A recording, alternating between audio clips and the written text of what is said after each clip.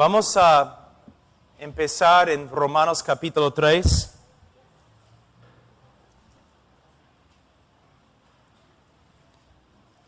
Como dije, voy a hacer un pequeño resumen de lo que predicamos la última vez que estuvimos acá. Hoy día vamos a hablar del Evangelio de Cristo.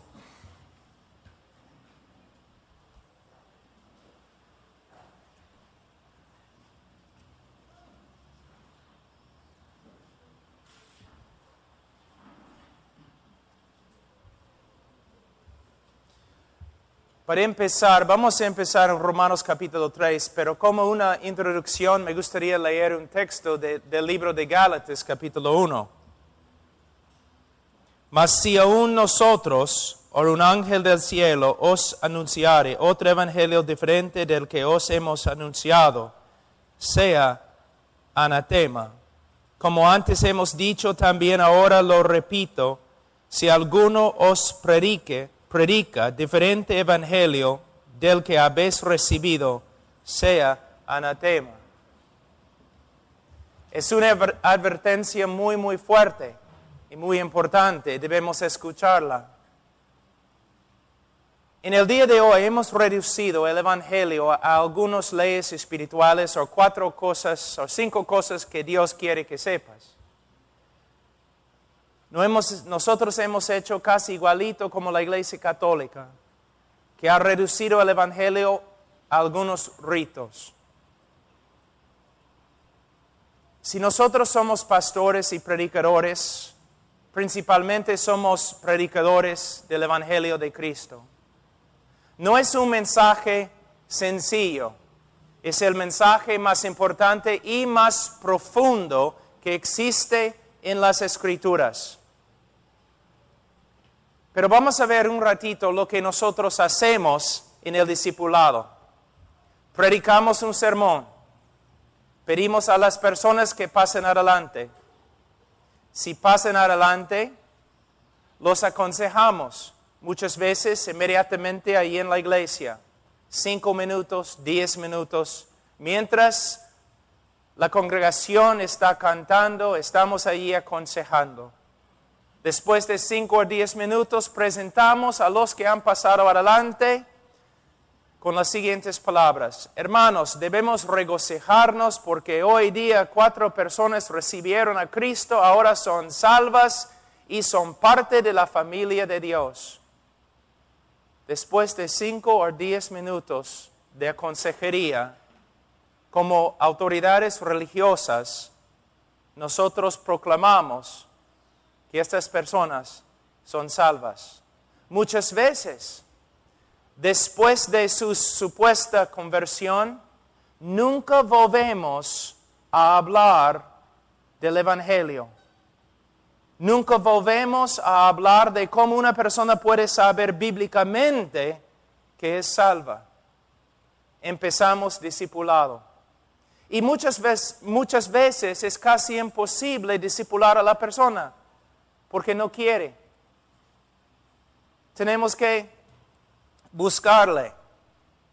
Tenemos que estar detrás de la persona. Muchas veces pensamos, ¿por qué se porta así? ¿Por qué no crece? ¿Por qué sale de la iglesia y nunca vuelve? Quizás es por causa del evangelio que predicamos y nuestra manera de invitar a los hombres para que conozcan a Cristo. Podemos ver aquí en el libro de Gálatas algo muy importante, que el predicar el Evangelio es un trabajo no solamente importante, sino un trabajo peligroso. Si no predicamos bien el Evangelio, anatema, dice la palabra de Dios. ¿Qué es el Evangelio? ¿Qué es? ¿Simplemente que Dios te ama y tiene un plan maravilloso para tu vida? No, no es el Evangelio. ¿Simplemente que Cristo murió y ahora debes repetir una oración? No, no es el Evangelio. El Evangelio es un mensaje que de verdad podemos compartir de una forma con una persona en 5 minutos. pero también es un mensaje tan inmenso que vamos a pasar toda la eternidad y todavía no vamos a poder comprender el Evangelio.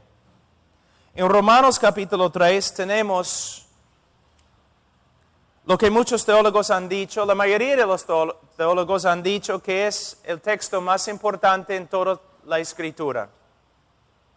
Fíjate, algunos de los más eruditos a través de la historia de la iglesia han dicho que Romanos capítulo 3, 23 a 28 es el texto más importante en toda la Biblia. ¿Cuánto tiempo hemos dedicado a saber lo que dice y enseña este texto? Carlos Spurgeon dijo acerca de este texto, es el Acrópolis. Es una palabra que significa una ciudad fortificada. Es la ciudad fortificada del Evangelio y de la fe cristiana. Entonces vamos a estudiar este texto un poquito hoy día. Primeramente dice en versículo 23, por cuanto todos pecaron y están destituidos de la gloria de Dios. Por cuanto todos pecaron. Muchas veces en nuestro evangelismo tratamos el pecado ligeramente. Sabes que eres pecador, ¿no? Pues todos nosotros somos pecadores. No es la manera del apóstol Pablo de tratar el pecado. El pecado es un asunto grave. El único problema que el hombre tiene es el pecado. Y la mayoría de los hombres, aunque dicen que son pecadores, no tienen ninguna idea de lo que significa. Y no tienen ninguna idea porque nosotros no estamos predicando mucho acerca del pecado y cuán horrible que es. Dice aquí en versículo 3, por cuanto todos pecaron. ¿No es cierto que la gente en la calle se ríe cuando alguien menciona el pecado? Los hombres de negocio a veces usan el pecado para vender sus productos. Vivimos en una cultura que ama el pecado, que no cree que el pecado sea malo. Es el trabajo del predicador explicar de las Escrituras cuán horrible es el pecado y cuán horrible es el pecador ante Dios. El problema del hombre no es la falta de autoestima. El problema del hombre no es que el mundo le ha tratado mal. El problema del hombre es que tiene un problema con Dios por causa de su pecado. Una vez escuché un predicador hablando de la mujer allí en Juan capítulo 4, la mujer samaritana. Y Cristo está hablando con ella. El predicador decía que todos los hombres habían maltratado a esta mujer, que ella había sufrido, que toda la comunidad estaba en contra de ella, pero Cristo vino a salvarla. Luego él dijo, si también todo el mundo está en contra de ti, si tienes problemas con todo el mundo, si nadie te aprecia, entonces ven a Jesús. ¿Es el Evangelio? No, es una desgracia. El problema de la mujer samaritana no era el pueblo o la comunidad que la rechazaba. Ella tenía un problema mucho más grande. Ella tenía un problema con Dios.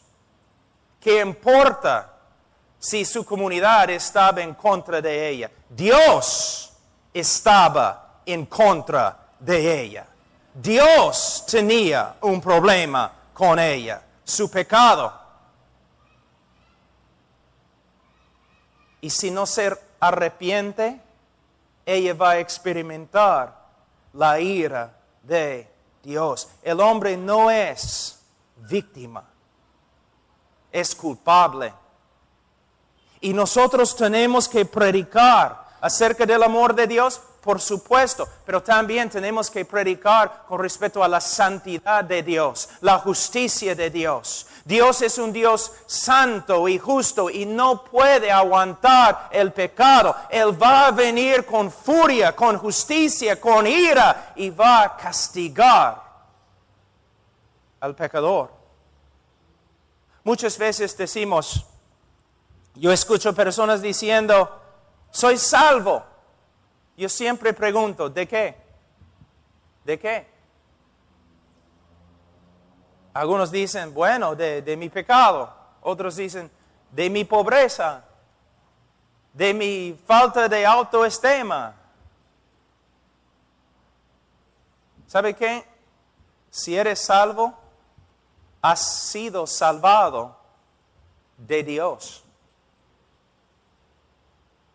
El pecado no estaba en contra de ti. El pecado no iba a juzgarte. El pecado no iba a lanzarte al infierno. Tú tenías un problema muy grande por causa de tu pecado, un problema con Dios. Dios estaba en contra de ti. Dios estaba viniendo para juzgarte, pero a la vez este Dios justo es también un Dios de amor. Y Él ha enviado a su Hijo, quien murió en tu lugar y puedes ser salvo por medio de Él. Pero si tú rechaces al Hijo, solamente te queda, ¿qué? El juicio de Dios. Ahora, un problema muy grande que yo estaba compartiendo esta mañana es que nosotros no nos damos cuenta cuán pecador es el hombre. No entendemos que el hombre es malo desde su nacimiento. Él nace con un corazón corrupto, inclinado al pecado y enemigo de Dios. La Biblia habla del hombre así. El hombre es aborrecedor de Dios. A veces yo escucho personas diciendo, no, yo amé a Dios desde mi niñez. No. Amaste a un Dios que tú creaste. Pero el Dios de la Escritura no amaste. Hay muchas personas hasta en las iglesias evangélicas que cada domingo están adorando a Dios, pero no tienen ni la más remota idea quién es. Porque en el día de hoy no hablamos mucho de los atributos de Dios, especialmente los atributos como santidad, justicia de Dios, soberanía de Dios. ¿Cómo no vas a amar a un Dios que te ama y tiene un plan maravilloso para tu vida? Pero un Dios santo, un Dios justo, es otra cosa.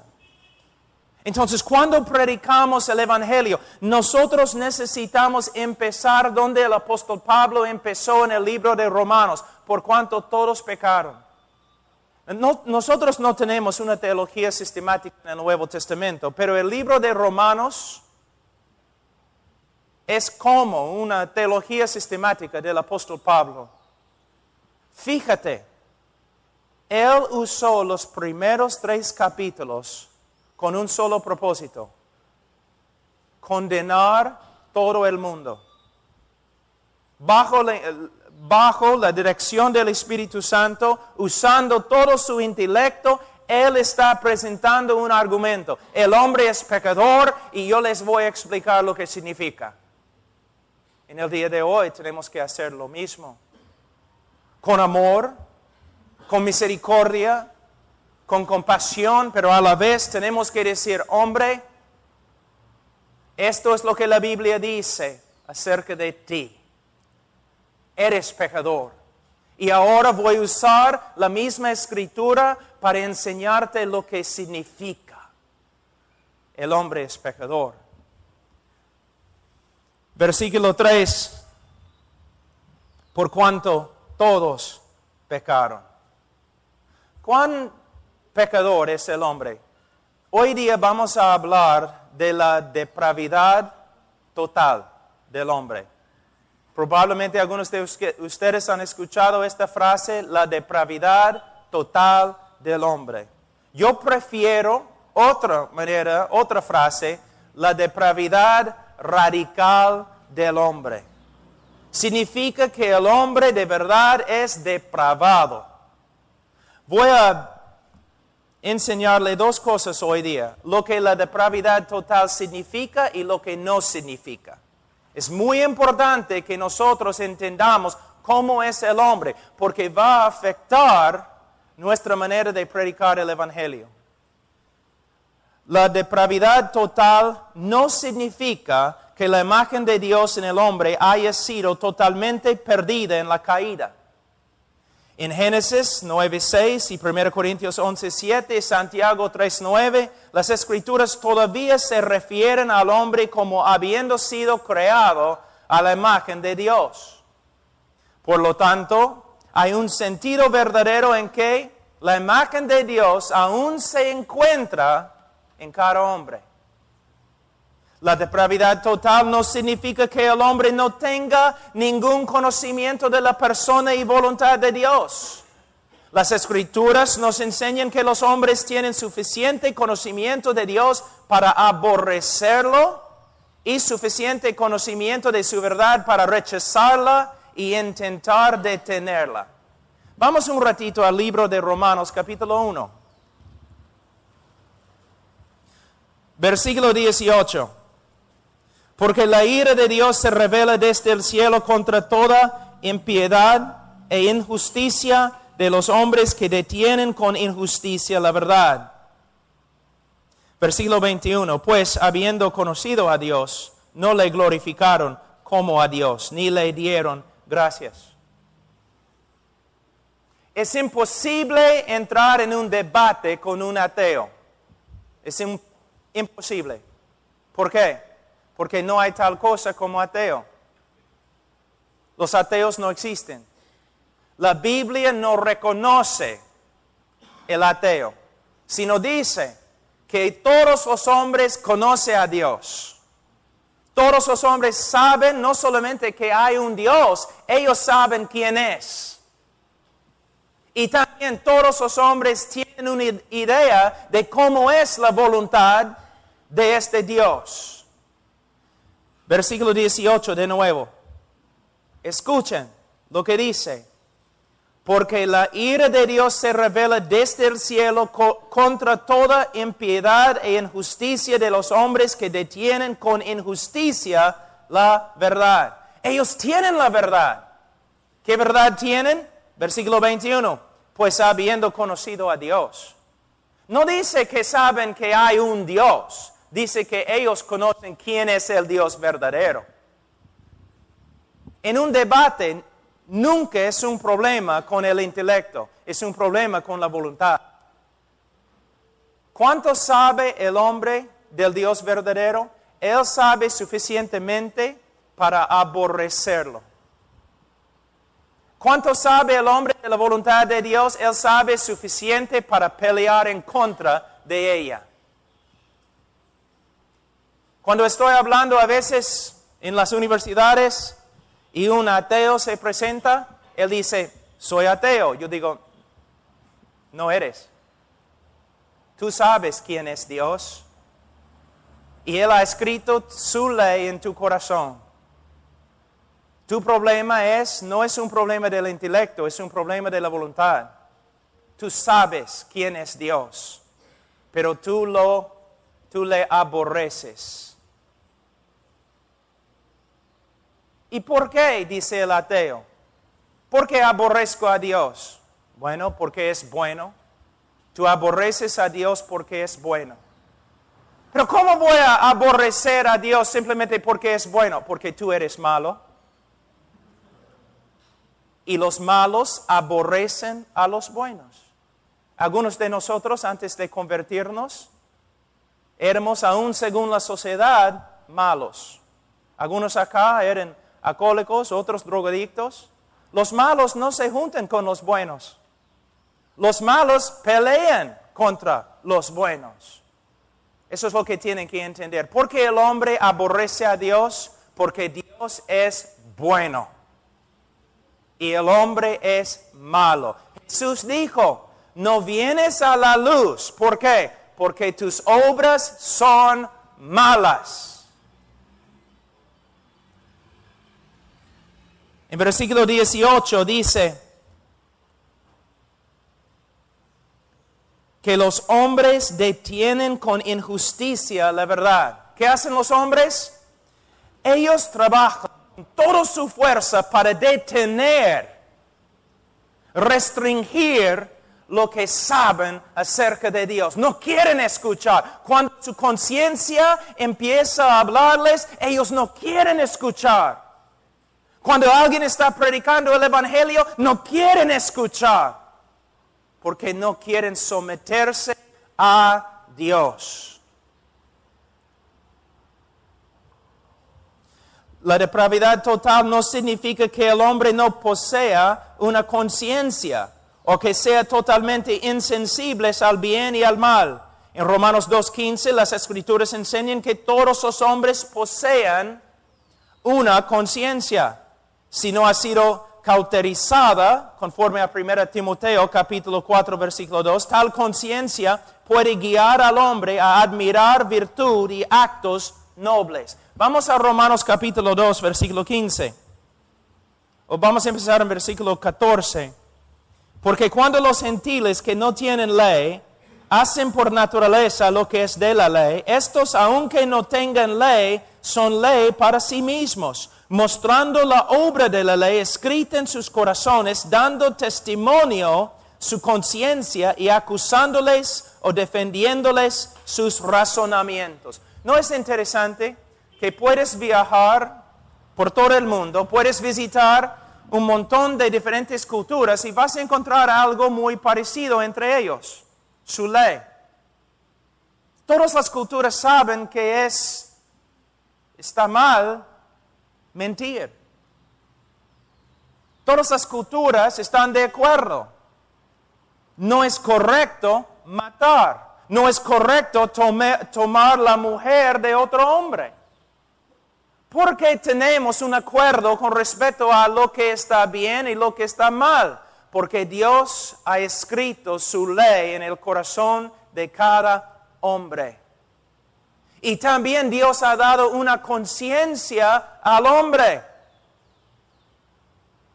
Por esta causa los pecadores quieren juntarse siempre. Quieren estar con otros pecadores.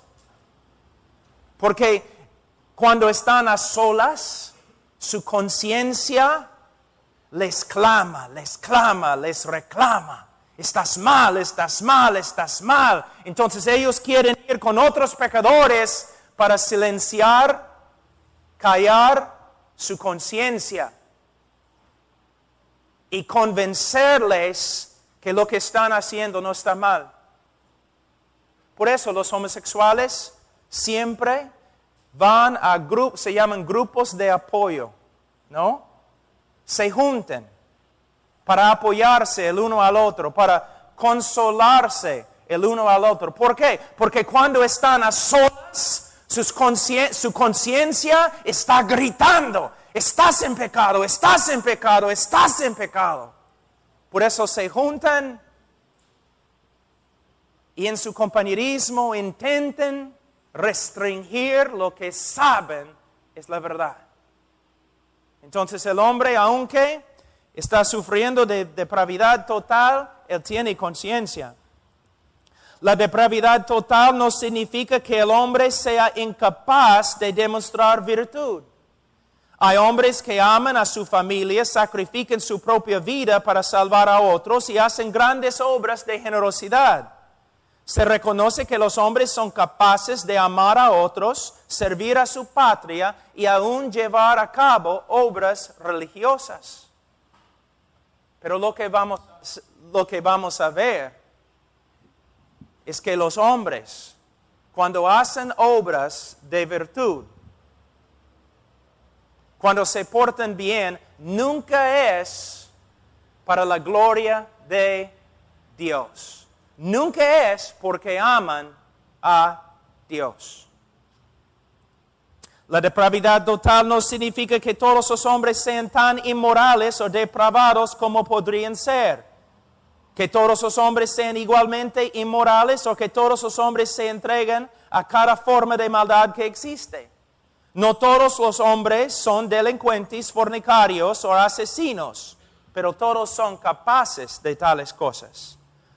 Lo que los refrena es la gracia de Dios. ¿Una vez te has preguntado por qué Hitler era tan malo? ¿Por qué Hitler era tan malo? Durante su niñez, él jugaba allí con sus juguetes, como cualquier otro niño. ¿Cómo es que llegó a ser tan malo? Mejor pregunta. ¿Por qué no eres tú peor que Hitler? ¿Cuál es la diferencia entre tú y Hitler? La Biblia nos enseña solamente la gracia de Dios. Antes de su conversión, si un hombre es mejor que Hitler, es solamente porque la gracia de Dios refrena su maldad. Hitler no es un fenómeno. Todos nosotros seríamos peores que Hitler si no fuera por la gracia de Dios. La gracia de Dios restringe el pecado del hombre inconverso.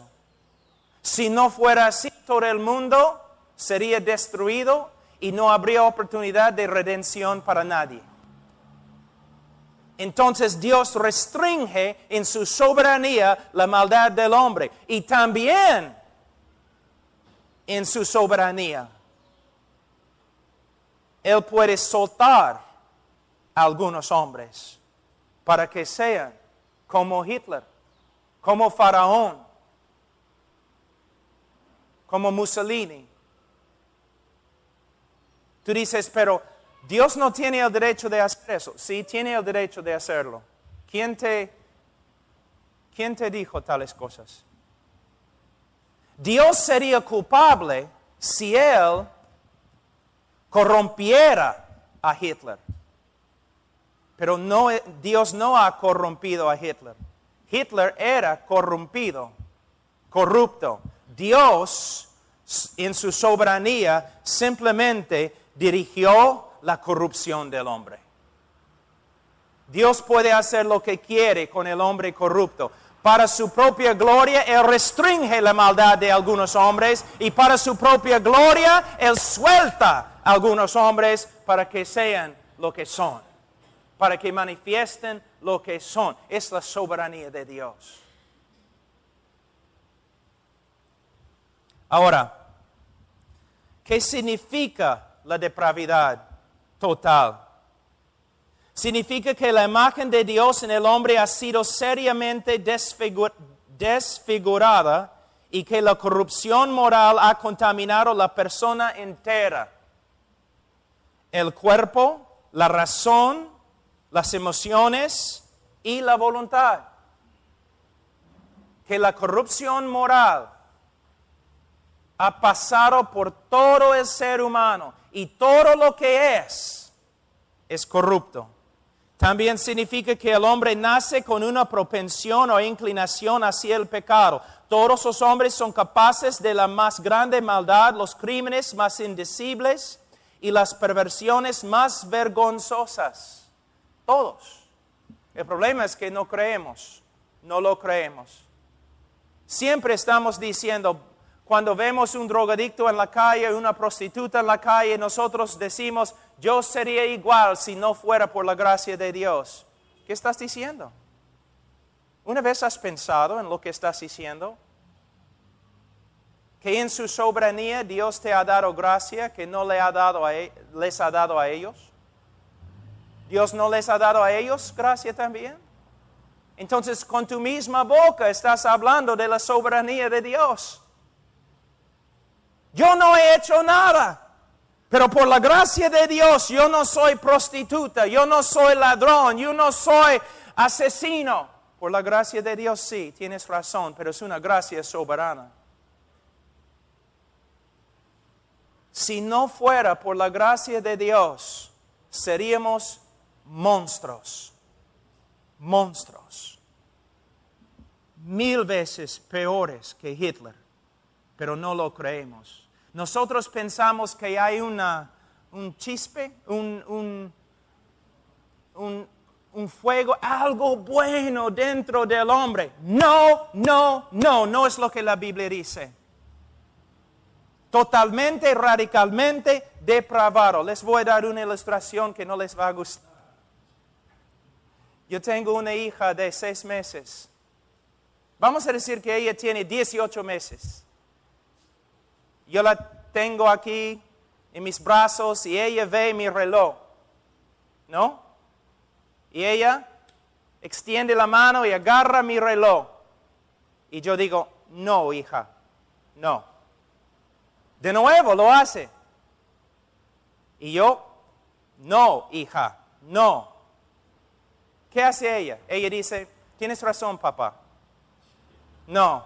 Ella sigue, ¿no? Empieza a llorar, ¿no es cierto? Empieza a torcer su cuerpo. Ella quiere el reloj. Y si mi hija tuviera la fuerza de un chibolo de 18 años, ella me mataría y me quitaría el reloj y saldría del cuarto sin vergüenza o tristeza. Si no fuera por la gracia de Dios, y este es tu problema en evangelismo, no lo crees. Tú crees que hay algo bueno en el hombre, es porque eres humanista. La Biblia dice, no. Hitler es solamente un ejemplo chiquitito de lo que somos nosotros fuera de la gracia de Dios. Y cuando predicamos el Evangelio, debemos rogar que la gente se arrepienta con lágrimas, como Jorge Whitfield predicando a 30,000 personas sin micrófono afuera en el campo con sangre saliendo de su boca, gritando arrepiéntete. Pero a la vez no vamos a usar trucos y otras cosas para manipular a la gente. ¿Por qué? Ningún hombre puede ser salvo a menos que el Espíritu de Dios lo levante de los muertos y cambie su corazón totalmente. Por eso, no somos vendedores, somos profetas.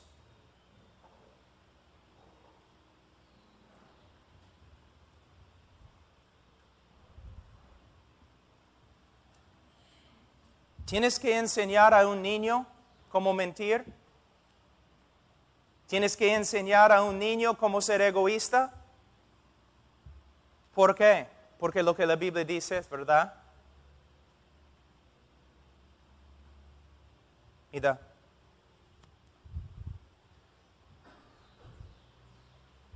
¿Cómo sería este mundo en este momento si Dios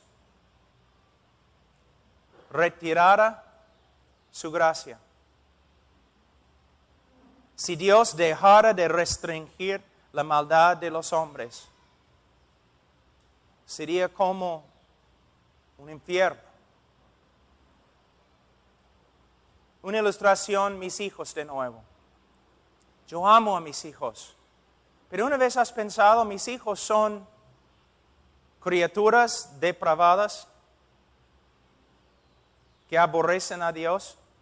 ¿Cómo puedes hablar así de tus hijos? Porque es verdad. Es lo que la Biblia dice. Hasta que se conviertan, tienen naturalezas pecaminosas, mentes en contra de Dios. ¿Ves? Algunos de ustedes me están mirando.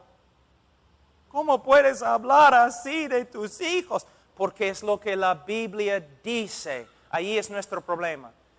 Los bautistas. Soy bautista fundamentalista. Yo creo no crees la Biblia. Humanista nomás.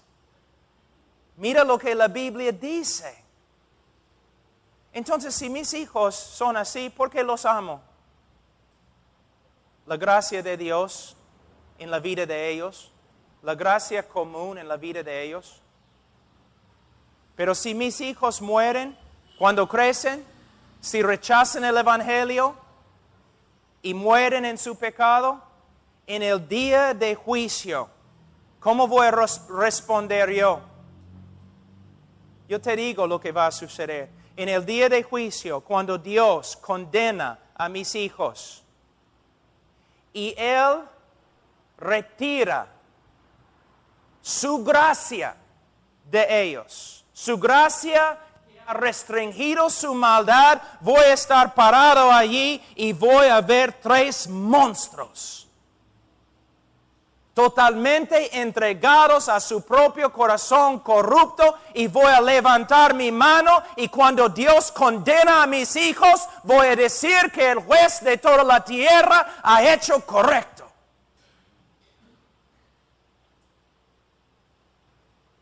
Un día yo estaba orando, Señor, solo quiero que mis hijos te glorifiquen.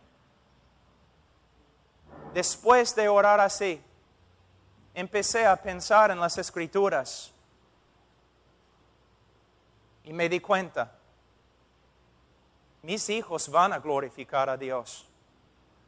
Van a glorificar a Dios como ejemplos de su misericordia en el cielo, o mis hijos van a glorificar a Dios como ejemplos de justicia en el infierno, pero mis hijos van a glorificar a Dios. ¿No te gusta, no? Porque somos humanistas. Pensamos más en el hombre. Si Dios no hubiera enviado un Salvador a nosotros, si todos nosotros fuéramos al infierno, Dios sería justo. Si tú dices no, entonces tengo una pregunta. ¿Te das cuenta que los ángeles cayeron y Dios nunca les envió un Salvador? ¿Te das cuenta? Él no tenía que salvarte a ti tampoco.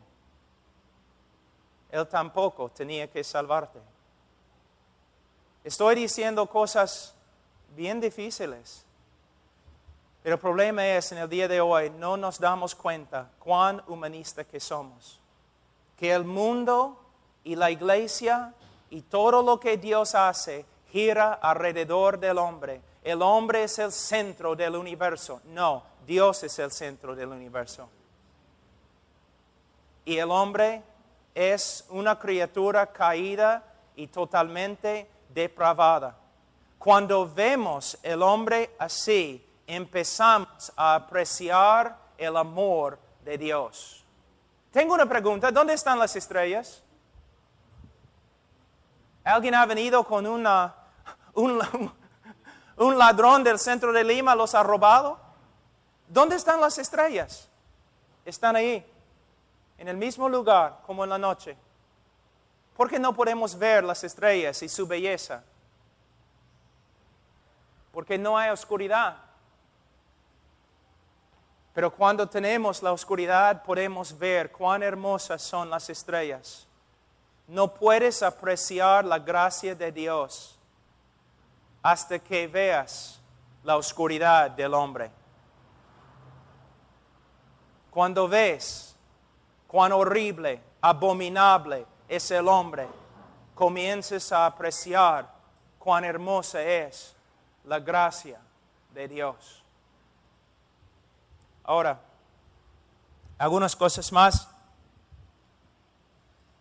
La depravidad total significa que todo lo que los hombres hacen está contaminado por su propia corrupción moral. La corrupción moral y pecado del hombre se extienden a sus obras más encomiables.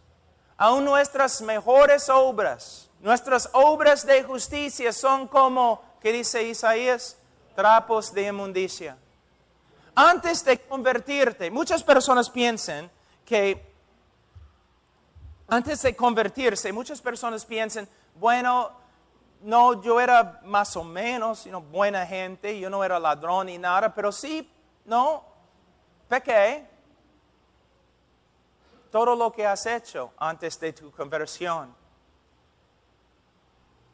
era pecar. Era pecar. La Biblia dice, aún las mejores obras de los hombres son como trapos de inmundicia ante Dios. Que el hombre no tiene ninguna obra que puede presentarle a Dios para ganar su favor. Nada, nada.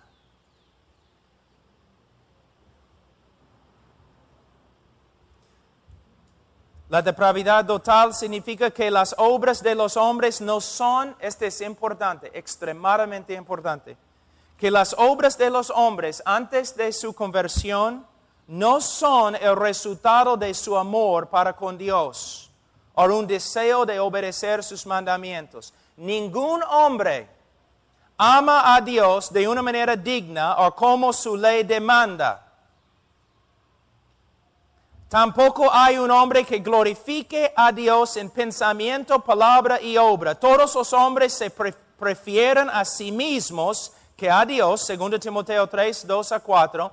Todas las obras de generosidad, heroísmo, lealtad y devoción religiosa son el resultado del amor del hombre para con sí mismo, pero no de un amor verdadero y sincero para con Dios. Wow. Tengo una parábola para ti. Vamos a decir que hay un ateo que vive en Lima y tiene un enemigo en Trujillo. Y el ateo se da cuenta que su enemigo en Trujillo está muriendo y necesita un tipo de medicina para salvar su vida.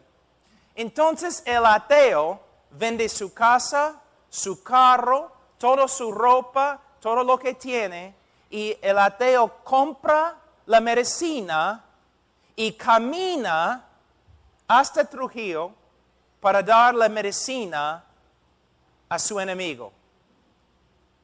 ¿Ha hecho bien? Ha pecado. Ha pecado gravemente. Tú dices, ¿cómo? ¿No has leído?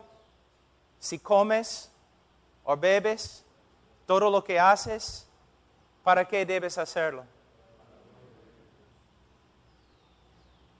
Nosotros pensamos, ¿cuántas veces testificamos en la calle y un hombre dice, no, yo soy un buen hombre, soy un buen esposo, soy un buen padre, trabajo duro, no robo? Él solamente está pensando en su relación con otros hombres. Allí se encuentra su error.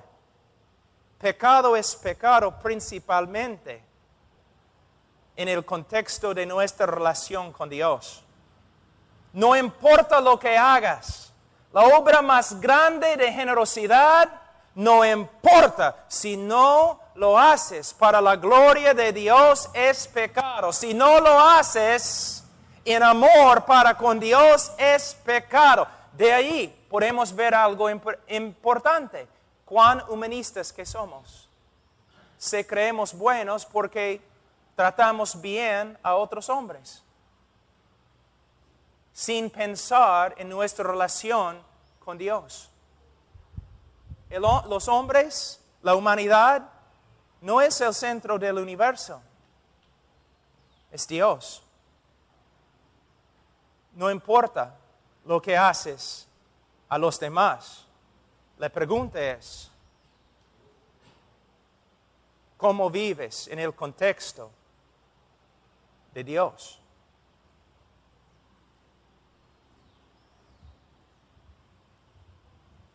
La depravidad total significa que la mente del hombre es hostil hacia Dios. No puede sujetarse a la voluntad de Dios y no puede agradar a Dios. El hombre no puede hacerlo. Romanos 8, todo el capítulo casi habla de esta verdad. La mente del hombre, vamos a leer Romanos capítulo 8, versículo 7.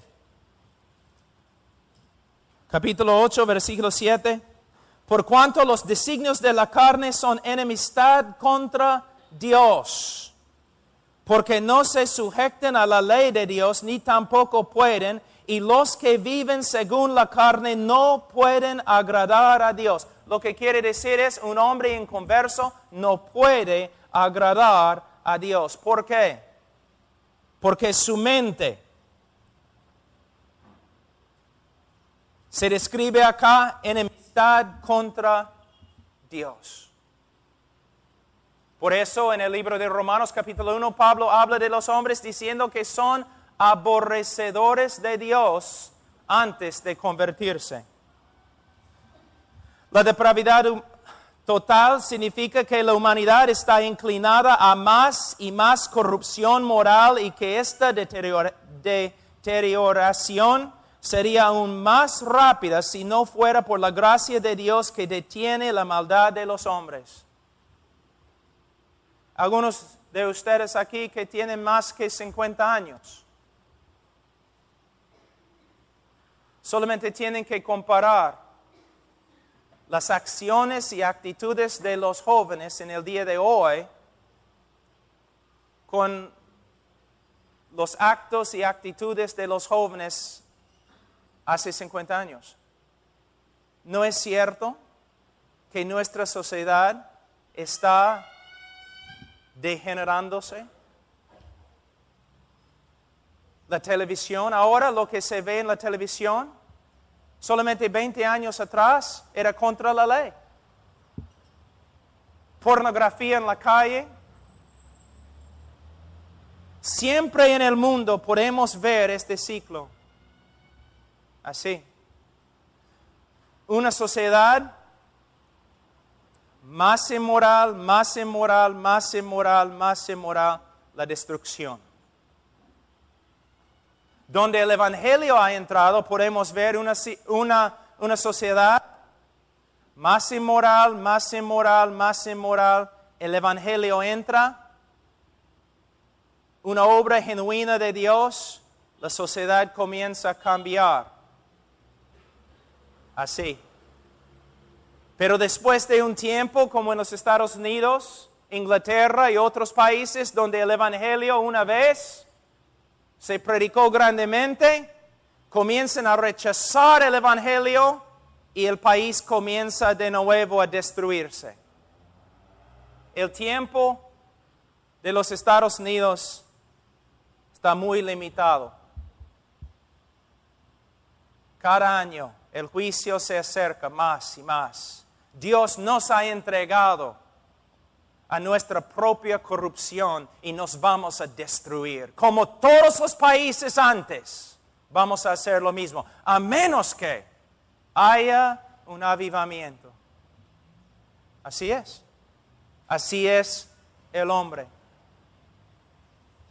Por fin, la depravidad total significa que el hombre no puede librarse de su condición pecadora y depravada. Él está muerto espiritualmente, Efesios 2, 1 a 3, corrupto moralmente, Salmos 51, 5, y no puede cambiarse a sí mismo, Jeremías 13, 23. El hombre, la Biblia dice, es una criatura depravada. Ahora,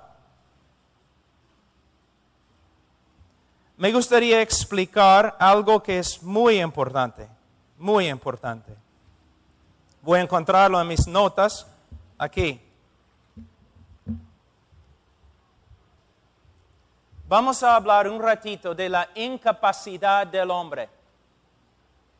Que el hombre no puede hacer el bien, no puede acercarse a Dios y no puede reformarse o cambiarse. Ahora, hay un problema en lo que he dicho. Cristo mismo dijo que el hombre no puede venir a Dios a menos que el Padre, ¿qué? ¿Sí? No puede. Entonces, muchos de los cristianos contemporáneos y humanistas, ellos dicen, bueno, si el hombre no puede acercarse a Dios, si el hombre no puede arrepentirse, si el hombre no puede creer, entonces el hombre no es responsable. ¿Cómo puede Dios juzgar al hombre si él no puede? Vamos a Génesis, capítulo 37. ¿Qué significa, qué quieren decir los teólogos cuando dicen que el hombre no puede. Génesis 37, versículo 4. Hablando de los hermanos de José, las Escrituras dicen, y viendo sus hermanos que su padre lo amaba más, a José, que a todos sus hermanos, le aborrecían y no podían hablarle pacíficamente. Mira, dice que los hermanos de José no podían hablarle pacíficamente. No podían, es la palabra. No podían. Ahora, tengo una pregunta. ¿Ellos tenían bocas? ¿Tenían lenguas? ¿Los hermanos podían hablar? ¿Sí? Entonces, ¿cómo puede la Escritura decir que ellos no podían hablarle pacíficamente?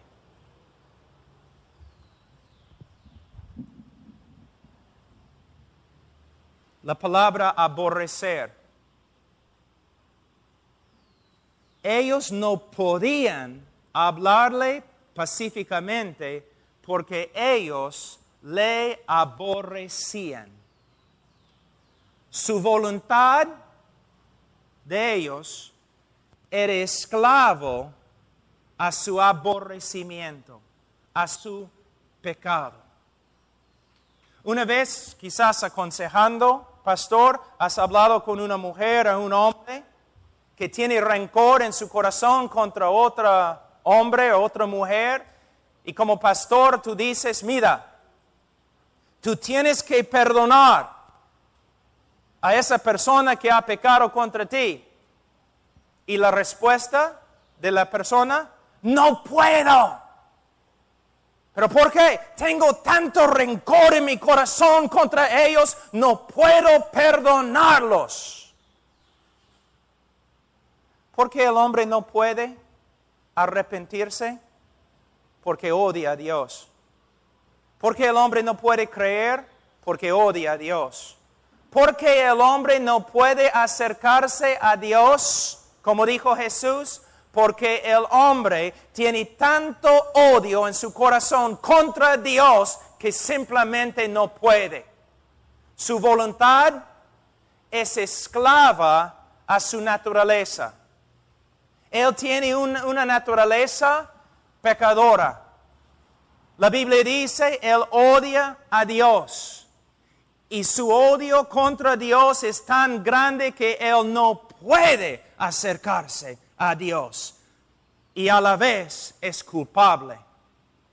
Tiene toda la facultad de acercarse, pero no puede por causa de su enemistad contra Dios.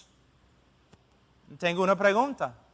Si es así, ¿cómo va a acercarse a Dios? ¿El hombre puede cambiar su propia naturaleza? ¿El hombre puede cambiar su propio corazón?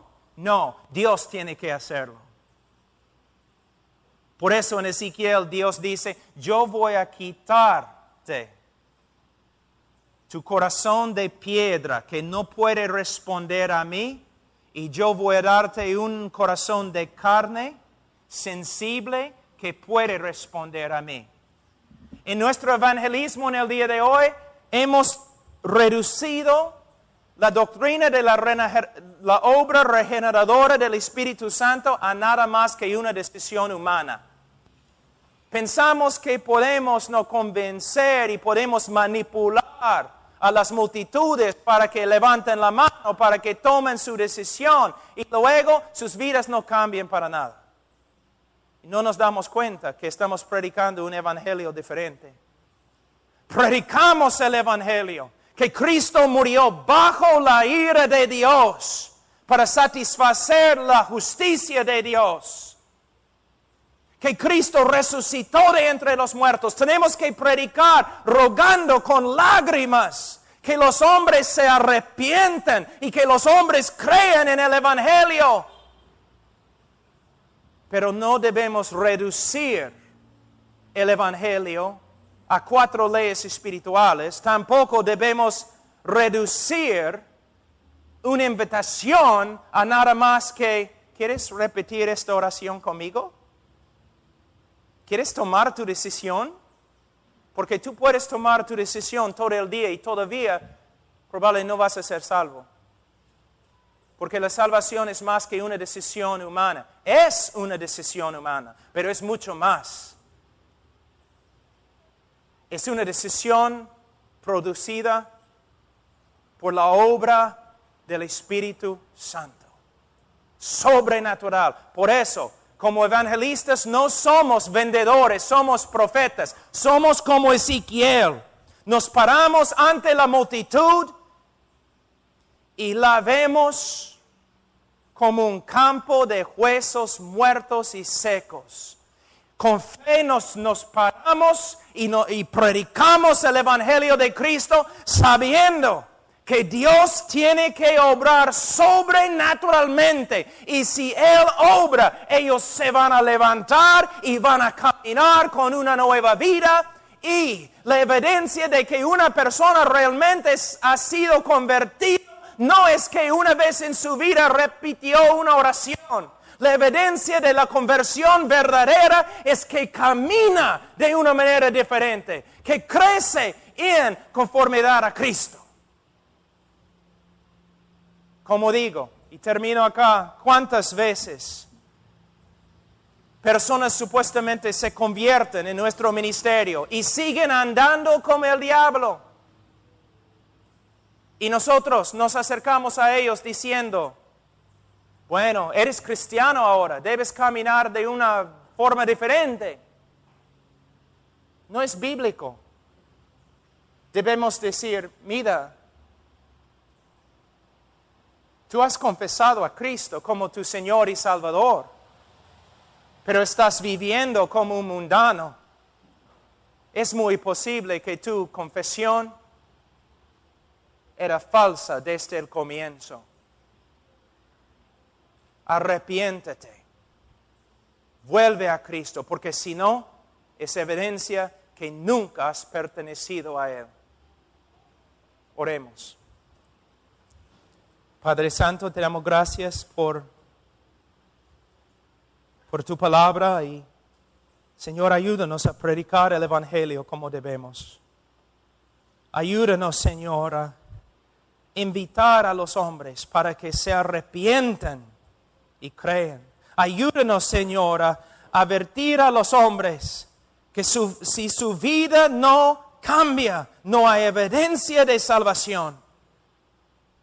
Oh, Señor, tanta gente perdida, tantos pueblos sin el Evangelio. Ayúdanos, Señor, a ir, pero a ir con un Evangelio bíblico y correcto. En el nombre de Cristo Jesús. Amén.